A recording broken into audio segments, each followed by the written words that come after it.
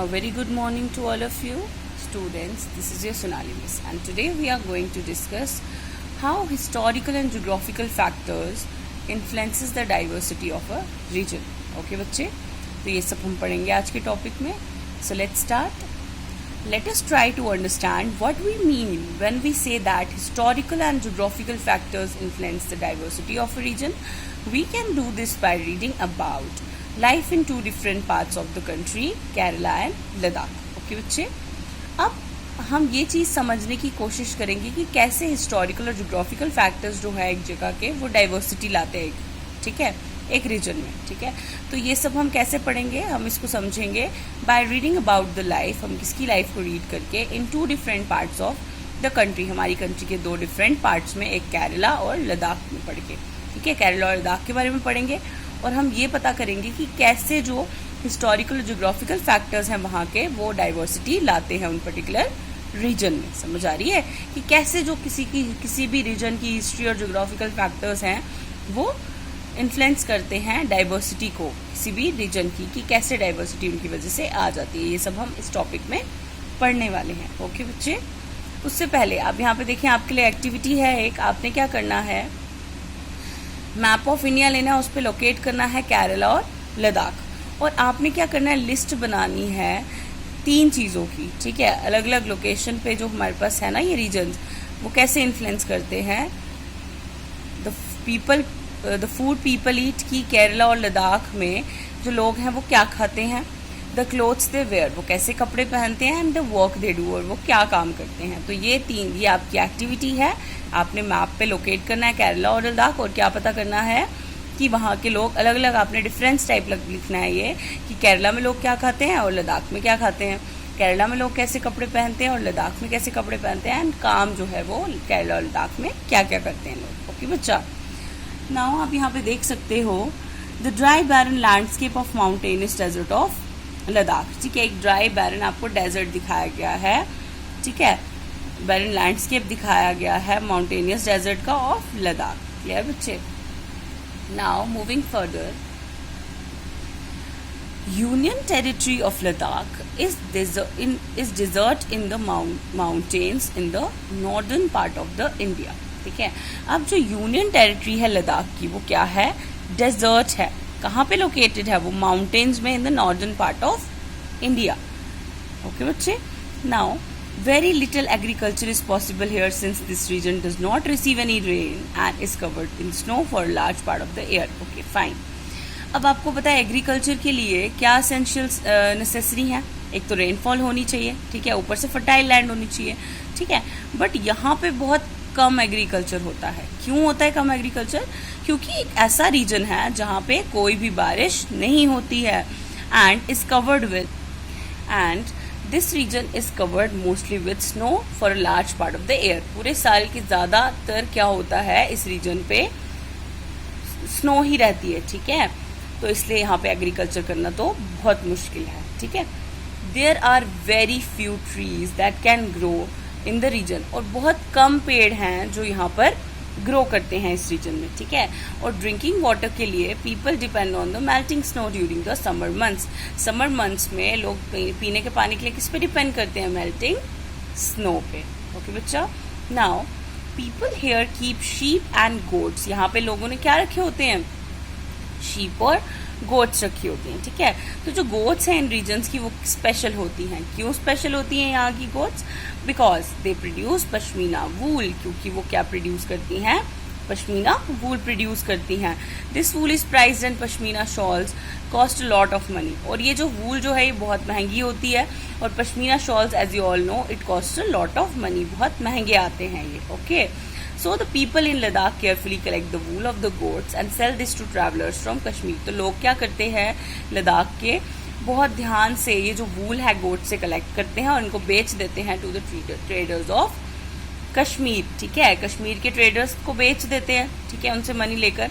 तो जो पश्मीना शॉल्स हैं दे आर चीफली वूवन इन कश्मीर, क्योंकि जो पश्मीना शॉल्स हैं वो कहाँ पे बुने जाते हैं, कश्मीर में. ओके बच्चा, now the people eat meat and milk products like चीज एंड बटर. और लोग क्या खाते हैं यहाँ पर, मीट खाते हैं, मिल्क पीते हैं, ठीक है, और मिल्क प्रोडक्ट्स खाते हैं जैसे चीज़, बटर, ये सब खाते हैं लोग लद्दाख में. Okay, each family own some goats. हर एक फैमिली जो होगी वहाँ की वो हमारे पास कुछ गोट्स खरीद लेते हैं, कुछ काउज खरीद लेते हैं और कुछ जोज खरीद लेते हैं, जैसे याक काउज होती हैं. ठीक है, समझ आ रही है.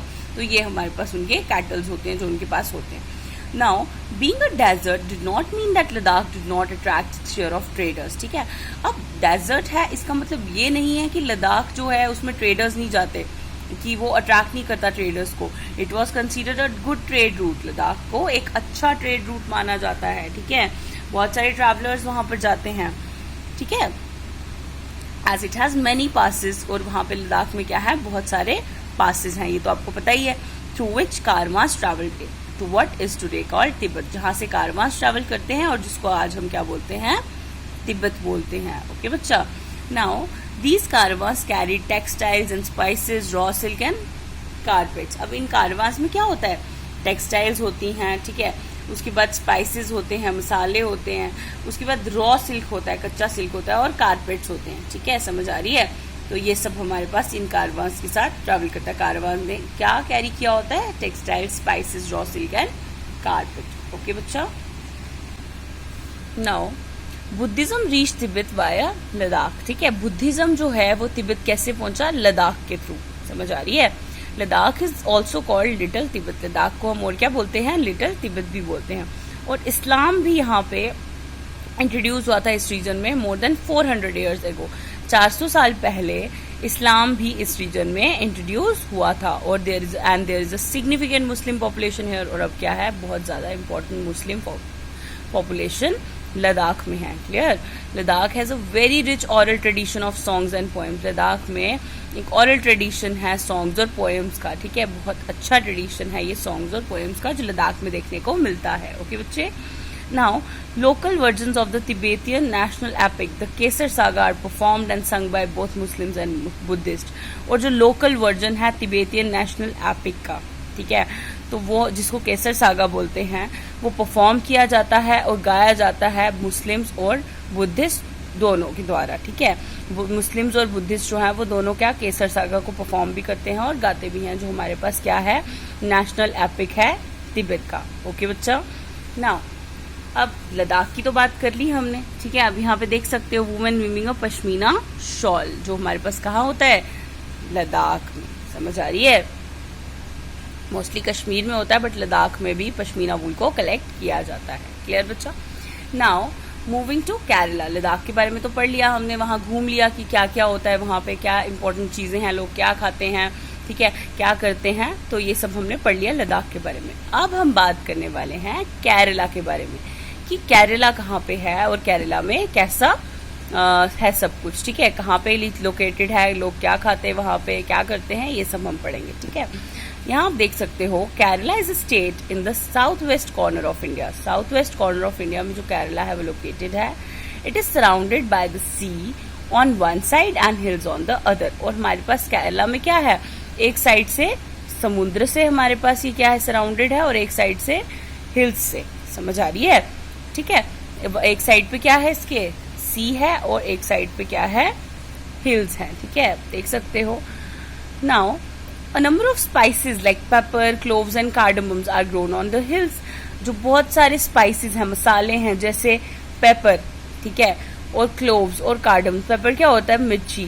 ठीक है, उसके बाद क्लोव्स आपके लौंग आ गए, कार्डमम आपके आ गई इलायची. ठीक है, these are grown on the hills. ये हमारे पास हिली रीजन पे ग्रो करते हैं. It is spices that made the region an attractive place for traders.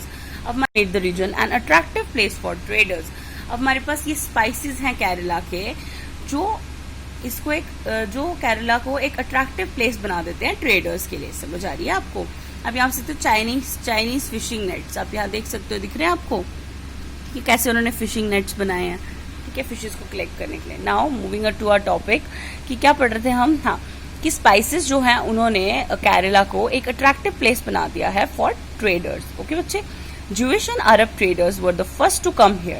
Jewish और अरब traders जो थे वो फर्स्ट थे जो यहाँ पर आए थे. The apostle of Christ, Saint Thomas, is believed to have come here nearly 2000 years ago and he is credited with bringing Christianity to India. Okay, जो ज्यूइश और अरब ट्रेडर्स थे वो पहले थे जो हमारे पास यहाँ केरला में आए थे, ठीक है, ज्यूइश और अरब ट्रेडर्स। और जो हमारे पास अपोस्टल ऑफ क्राइस्ट है सेंट थॉमस, ठीक है, जिनको अपोस्टल ऑफ क्राइस्ट माना जाता है सेंट थॉमस, उनको माना जाता है कि वो हमारे पास यहाँ आए थे 2000 साल पहले। और उनको क्या मिला था, उनको क्रेडिट मिला था कि क्रिश्चियनिटी जो है सेंट थॉमस की वजह से ही इंडिया में आई है। समझ आ रही है, क्रिश्चियनिटी किस वजह से आई है इंडिया में, सेंट थॉमस की वजह से। ओके ओके बच्चा। Then many Arab traders also came and settle down here. बहुत सारे अरब ट्रेडर्स थे वो भी केरला आए, वहीं पे सेटल हो गए। इब्न बतूता जो थे, जो ट्रैवल किया था उन्होंने here a little less than 700 years ago, हमारे पास कुछ 700 साल पहले हमारे पास यहाँ आए थे। Wrote a travelogue on which he describes the lives of Muslims and says that they were a highly respected community। समझ आ रही है, मैंने बहुत सारे अरब ट्रेडर्स जो थे वो केरला आए, ठीक है, यहीं पे सेटल हो गए। इब्न बतूता जो ट्रैवल किया था उन्होंने यहाँ पे, और करीब 700 साल पहले उन्होंने एक ट्रैवलॉग लिखा था, और उसमें क्या डिस्क्राइब किया था, मुस्लिम्स की लाइव्स के बारे में, और बोला था कि हाईली रिस्पेक्टेड कम्युनिटी थी वहाँ की, ठीक है। तो the Portuguese discovered the sea route to India from Europe When Vasco da Gama landed with his ship here। तो जो पुर्तगीज थे उन्होंने क्या किया, उन्होंने डिस्कवर किया सी रूट्स, ठीक है। सी रूट क्या होता है, जो समुद्र से रास्ता है टू इंडिया, ठीक है, फ्रॉम यूरोप से इंडिया तक जो सी रूट है वो डिस्कवर किसने किया था, पुर्तगीज ने किया था, जब वास्को दा गामा ने यहाँ पे शिप लैंड किया था। समझ आ रही है। उसके बाद आप यहाँ पे देखोगे because of all these various historical influence, ये सारे क्या हैं, हिस्टोरिकल इन्फ्लुएंसेस हैं। इन्हीं की वजह से जो लोग हैं केरला में, people in Kerala practice different religion such as Judaism, Islam, Christianity, Hinduism and Buddhism. तो इन्होंने यहाँ पे क्या बताया कि यही जो हिस्टोरिकल डिफरेंसेस थे पहले के, उसकी वजह से जो लोग हैं केरला के वो अलग अलग रिलीजन्स को प्रैक्टिस करते हैं, अलग अलग रिलीजन्स को मानते हैं, ठीक है। जुडाइज्म आ गया, इस्लाम आ गया, क्रिश्चियनिटी आ गया, हिंदुइज्म आ गया और बुद्धिज्म आ गया। ये अलग अलग धर्म है जिनको लोग मानते हैं इन्हीं हिस्टोरिकल इन्फ्लुएंसेस की वजह से जो पहले हुए हैं इनमें। ओके बच्चे, तो इससे आपको पता लग जाता है कि हिस्टोरिकल इन्फ्लुएंसेस की वजह से भी डाइवर्सिटीज आ जाती हैं। समझ आ रही है, डाइवर्सिटीज किस में आई, यहाँ पर रिलीजन में डाइवर्सिटीज आ गई, ईटिंग हैबिट्स में, ठीक है। उसके बाद स्पीकिंग हैबिट्स में, बहुत सारी चीज़ों में diversity I because of historical influences. Okay बच्चों, now the fishing nets used here look exactly like the Chinese fishing nets and are called चीना वाला, ठीक है। तो फिशिंग नेट्स जो केरला में यूज करते हैं वो चाइनीज फिशिंग नेट्स के जैसे हैं, जैसे यहाँ पे आप देख सकते हो। और उनको क्या बोलते हैं, चाइनीज फिशिंग नेट्स की तरह है वो, उनको क्या बोलते हैं, चीना वाला बोलते हैं। इवन जो यूटेंसिल्स हैं, जो बर्तन हैं जो यूज करते हैं फ्राइंग के लिए, उसको चीना चाटी बोलते हैं। समझ आ रही है। तो and it is believe that the word Chin could have come from China, और ये माना जाता है कि वर्ड जो चीन है वो कहाँ से आया होगा, चाइना से। समझ आ रही है। The fertile land and climate are suited to growing rice and a majority of people here eat rice, fish and vegetable। और यहाँ की जो फर्टाइल लैंड है और क्लाइमेट है वो किसको सूट करता है कि यहाँ पे क्या ग्रो किया जाए, राइस ग्रो किया जाए। और मेजॉरिटी ऑफ पीपल जो हैं वो क्या करते हैं, यहाँ पे राइस खाते हैं, फिश खाते हैं और वेजिटेबल्स खाते हैं। समझ आ रही है।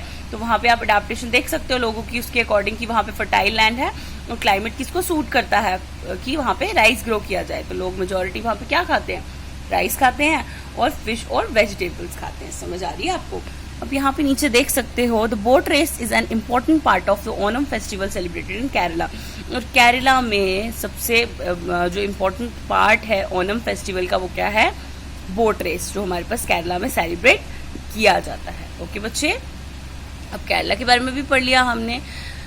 So moving further, so students, you can see here, while Kerala and Ladakh are quite different in terms of their geographical features, the history of both regions have seen similar cultural influences। ठीक है, जैसे केरला और लद्दाख जो है वो अलग अलग है हमारे पास in terms of geographical features. ठीक है, जियोग्राफिकल फीचर्स के बेसिस पे अलग हैं दोनों।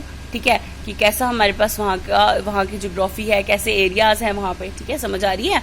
उस बेसिस पे तो केरला और लद्दाख डिफरेंट है, बट जो हिस्ट्री है दोनों रीजन्स की, उनका सिमिलर कल्चरल इन्फ्लुएंस है। ठीक है, जो हमारे पास हिस्ट्रीज है उनकी वजह से क्या हुआ, उनके कल्चर पे इन्फ्लुएंस पड़ा है। ठीक है, कल्चर पे जो डिफरेंस आया है कल्चर्स में वो हमें देखने को मिलता है due to their histories. Okay, unique histories.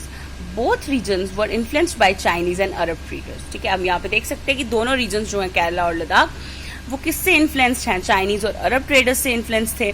It was the geography of Kerala which allowed for the cultivation of spices. हमारे पास ज्योग्राफी है केरला की जिसने अलाउ किया कि वहाँ पे स्पाइसेस कल्टिवेशन होगी. और special geographical location of Ladakh and its wool.